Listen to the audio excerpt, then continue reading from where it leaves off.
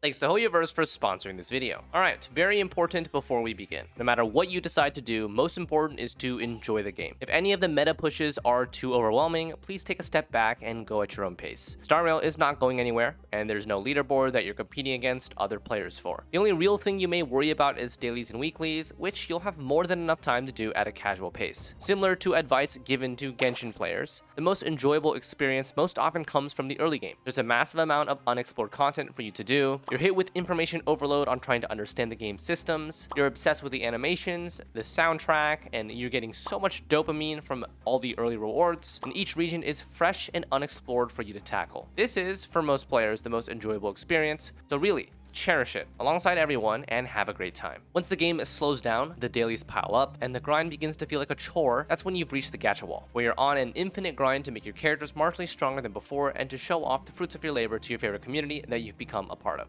Now, with that being said, a significant portion of the player base will be interested in optimizing the progression and unlocking early game features as soon as possible. These players may have already played a closed beta or CBT and are willing to skip the early game story because they've already experienced it. You'll have to decide what pace you're going to engage in. I personally recommend you experience the full story at least once. So then, let's get into my optimized day one journey to unlock most of the important features that you'll want to access. 4 hours. This is the average time that I'd expect someone to get from launching the game and watching the first cutscene to experiencing their first simulated universe, being able to use your Trailblaze power, which is resin for Genshin players, and most importantly, unlocking your daily training, which is your dailies. This time frame includes paying moderate attention to the storyline, important cutscenes, and not getting sidetracked. This can increase to 5 to 6 hours if you're in no rush, want to hear all dialogue of the game, and want to explore the interface and the world, getting sidetracked for about an hour. This can decrease to about 2.5 to 3 hours if you skip all dialogue and rush straight to the unlockables. So, what does it mean to rush straight to the unlockables? It means following the main story quest. You won't be deviating at all from this. The game does an excellent job going over all gameplay essentials,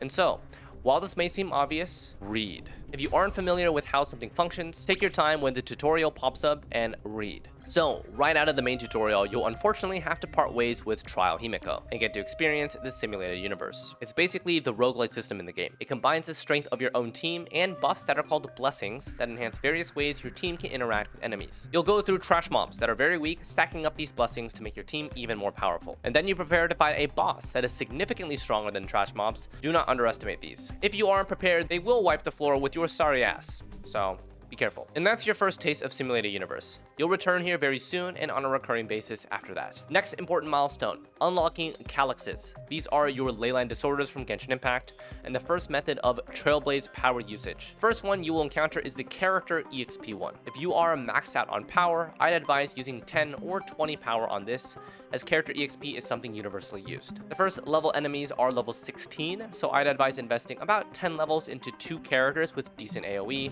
or just 1 character with decent AoE. If you don't have anyone besides the starting characters, Serval, which is the free 4-star erudition or AoE character, and the Trailblazer, which is the main character, are suitable options for the early. After this introduction, you'll progress decently through the main story quest and encounter your first legitimate boss fight besides the tutorial and simulated universe. Fast forward a bit, more main story quests, and you'll eventually reach another popular character's introduction, at which point a crucial milestone is unlocked. First, the main story quest will, for the first time, be level gated.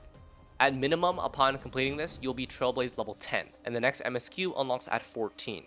Number 2, daily training opens up. You may notice obvious differences to what you may have expected from Genshin Impact. Instead of daily commissions, we instead have a more Honkai-esque system. Multiple tasks taking you across various simple activities in the game to provide a cap of 500 activity points for your daily rewards. In general, most of these rewards you will do just naturally on a daily basis, so you'll get these dailies completed pretty quickly. The total for 500 activity points grants you 1,000 Trailblaze EXP and 60 Stellar Jades. The Trailblaze EXP is divided evenly at 200 per 100 points. Stellar Jades are first given at 10 per 100 for the first 3, and then 15 per 100 for the last 2, for a total of 60 Jades. Alright, so from level 10 to 14, we have daily training rewards, power usage at Xlice's, zone clearing, which is like exploration and chests. We have side quests, and then don't forget about this tab, Operation Briefing. This may bring back nostalgia for some Genshin players. This little handbook of various rewards is an excellent way to efficiently route your play path. This also gets you introduced to this second tutorial for Simulated Universe. Now, once you complete this, you may check your briefing and notice it's not complete. You have to check out the index afterwards to fully complete this part of the mission, which also has very nice Stellar Jade rewards for more progression in Herta's system.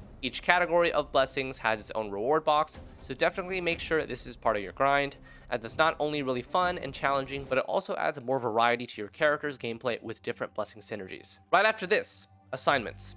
This is Genshin's expedition system, which I highly recommend you start right away for free rewards over time. Currently, I've opted to go for EXP materials for characters, weapons, or just go for general credits. These three are interchangeable, they're universally used across all characters, and it depends on your situation on what you need the most. From level 10 to 14, we can take a step back from stories and explore the world a little bit. Daily training and Operation Briefing will grant you a healthy amount of Trailblaze EXP, at which point you can give Simulated Universe another spin, go exploring, or do side quests. While exploring, you may encounter a Tindalos piggy. This special mob counts as a piece of treasure, and you'll want to knock it out as soon as possible, or it has a chance of fleeing the fight altogether. Killing it rewards a healthy amount of 60 Stellar Jades, more than you usually get from general chest exploration. If you take a look at your map and the drop down for the treasures, you'll see the chest and a warp trotter indicating you've successfully gotten the special mob. Finishing part 2 of the Operation Briefing will also net you a free 4-star light cone for the hunt characters, which is your single target DPS. This being the case, you can greed your light cone investment on your hunt's weapon and wait for this one,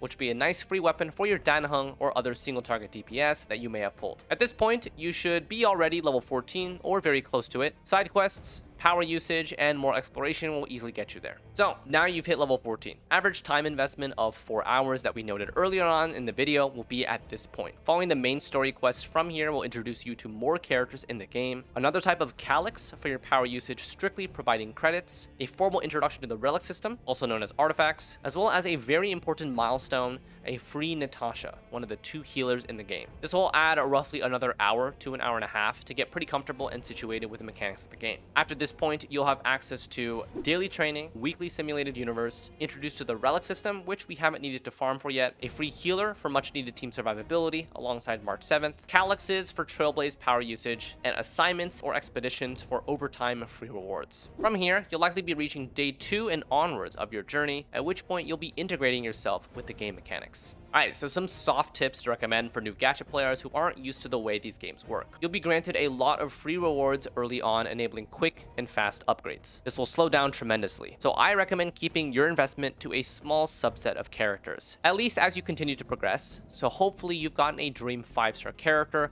from the free standard wishes that can carry you on one of the many pillars of character paths. Air Edition are your AoE characters, which farm trash mobs. Hunt characters are single target, which are primarily boss damage, but they can also farm trash mobs depending on the character type. Buttons, Preservation are your healing and defense characters, which provide survivability against tougher mobs. We have Harmony and Nihility, which are the buff-debuff characters, make your team stronger or the enemy weaker. Destruction, which is like the Bruiser class, which is a balance between innate survivability and decent damage. In a turn-based game like Star Rail, survivability is key. You can't automatically dash or iframe out of damage, so it is essential that you have characters decently invested that can keep your team protected in some way. This can be by healing, by defense, by taunting, by making the enemies unable to move, whatever it is. And because Star Rail has a type system and weakness breaks, it's really hard to recommend just 1 or 2 characters that can plow through general content. I would say it's important to invest in at least 1 survivability based character, which from basically the start of the game, we have Natasha and March 7th. When it comes to DPS, I think players will have the most difficulty against challenging elite enemies whose HP and breakness bars are much more potent than the usual trash mob. In this case, investing in potent hunt characters who can dish out promising amounts of single target damage can reduce the total number of rounds your team will be on the battlefield. The plus side for hunt character investment early is that they can usually also deal with trash mobs one by one, which does also reduce the cap of damage your team will take over time, since if trash mobs are dead one by one,